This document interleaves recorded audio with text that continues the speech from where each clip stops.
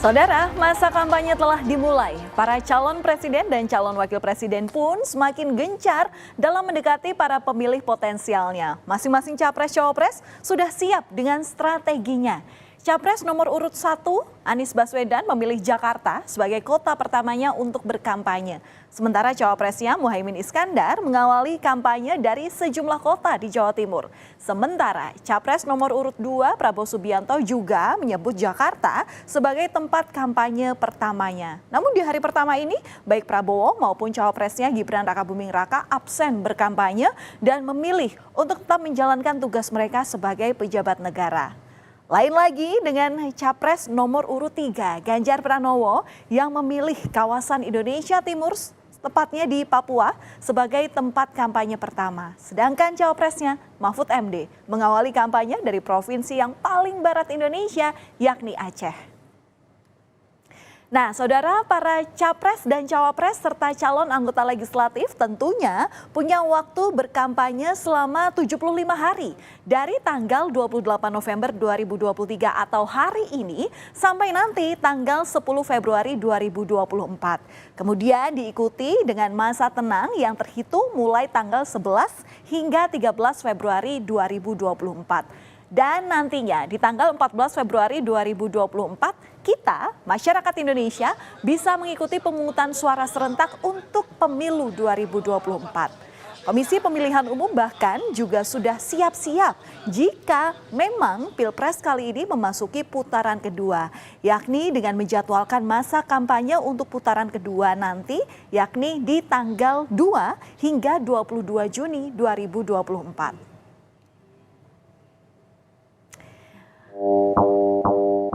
Nah, saudara, bagi Anda, para aparatur sipil negara yang suka berfoto menjelang pemilu 2024 mesti lebih waspada ya, utamanya saat berpose.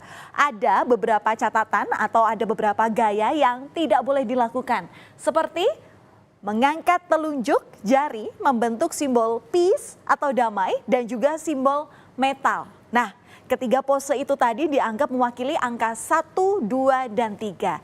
Begitu pula dengan pose menunjukkan jempol saja, simbol hati ala Korea Selatan sarange, jari membentuk simbol pistol dan simbol oke dengan 3 jari diangkat. Nah, ini nggak boleh ya, serta menunjukkan 5 jari ataupun seperti sedang menelpon. Ada pose foto yang juga dilarang, ada pula yang dianjurkan seperti pose mengepalkan tangan yang dicontreng warna hijau. Itu juga ada juga yang diperbolehkan, yakni tangan di depan dada. Kenapa sih kok ada yang dilarang? Katanya aturan ini dibuat untuk menjaga netralitas dan profesionalitas ASN. Aturan netralitas ASN dalam pemilu antara lain tercantum dalam SKB nomor 22 tahun 2022 tentang pedoman pembinaan dan pengawasan netralitas pegawai ASN dalam pemilu. Nah, tidak main-main saudara, sejumlah sanksi menanti jika ada ASN yang membandel. Urusan foto bisa jadi masalah, bahkan dikategorikan dalam pelanggaran kode etik dan disiplin. Sanksinya mulai dari sanksi moral tertutup atau pernyataan hingga hukuman disiplin berat seperti penurunan jabatan ataupun pemberhentian dengan hormat tidak atas permintaan sendiri. Sanksi ini bisa diberikan jika foto dengan pose yang dilarang itu tadi disebar melalui media sosial ataupun media lainnya. Nah, bicara soal sosialisasi capres, cawapres, dan juga caleg, pastilah melibatkan alat peraga kampanye. Namun, ini yang kadang suka luput dari perhatian para peserta pemilu, yakni kerap kali bahan kampanye atau alat peraga kampanye ini tidak diletakkan di lokasi yang seharusnya. Catatannya, menurut pasal 70 dan 71 peraturan KPU nomor 15 tahun 2023, alat peraga kampanye dilarang untuk diletakkan di beberapa lokasi, seperti tempat ibadah, fasilitas kesehatan, serta tempat pendidikan. Begitu juga fasilitas milik pemerintah, jalan-jalan protokol, jalan-jalan bebas hambatan, sarana dan prasarana publik, serta tanaman dan juga pepohonan. Tak cuma soal lokasi pemasangan alat peraga kampanye yang ada aturan khususnya, terkait materi kampanye untuk orasi pun ada juga larangan-larangannya. Di antaranya tidak menghina seseorang, agama, suku, ras, golongan, calon dan atau peserta pemilu lainnya. Selain itu, juga tidak boleh mengancam untuk melakukan kekerasan serta menghasut masyarakat, juga mempersoalkan Pancasila, UUD 1945, dan juga bentuk negara kesatuan Republik Indonesia. Isi kampanye semestinya ialah visi, misi, dan program-program dari para capres-cawapres parpol maupun juga anggota legislatif. Selain itu masih ada lagi saudara, para pelaksana kampanye ataupun tim kampanye dilarang keras untuk menjanjikan atau memberikan uang serta materi apapun sebagai imbalan untuk para peserta kampanye. Yang bermaksud antara lain agar peserta kampanye tidak menggunakan hak pilihnya ataupun memilih pasangan capres dan cawapres, parpol atau anggota legislatif tertentu. Dan bicara soal peserta kampanye pemilu, kita kerap kali melihat keterlibatan anak-anak dalam keriuhan kampanye. Soal itu, para pelaksana kampanye pun diingatkan bahwa melibatkan anak-anak dalam kampanye bertentangan dengan Undang-Undang Nomor 35 Tahun 2014 tentang Perlindungan Anak.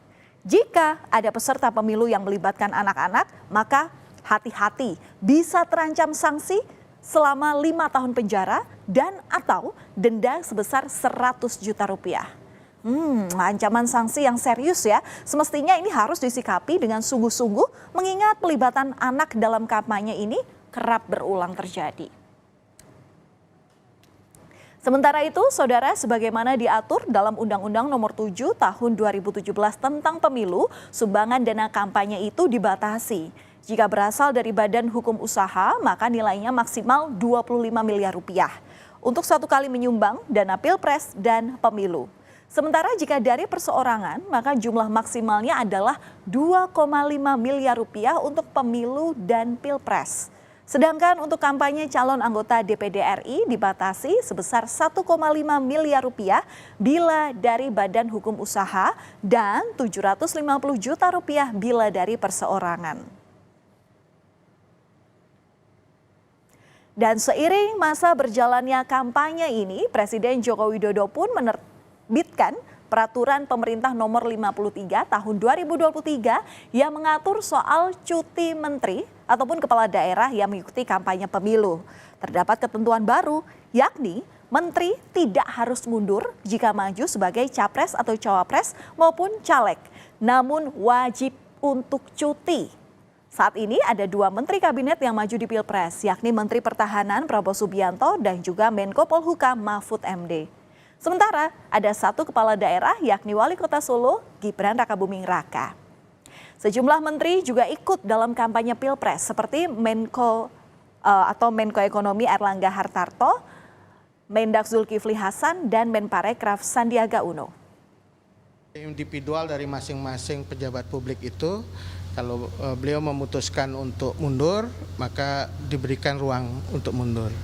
Tetapi kalau beliau masih tetap menjabat, berarti harus mengikuti aturan yang terkait dengan pengaturan kampanye yang sudah diatur koridornya di dalam undang-undang maupun dalam Perpres. Menteri, pejabat kementerian non-kementerian ya, pejabat pemerintahan non-kementerian.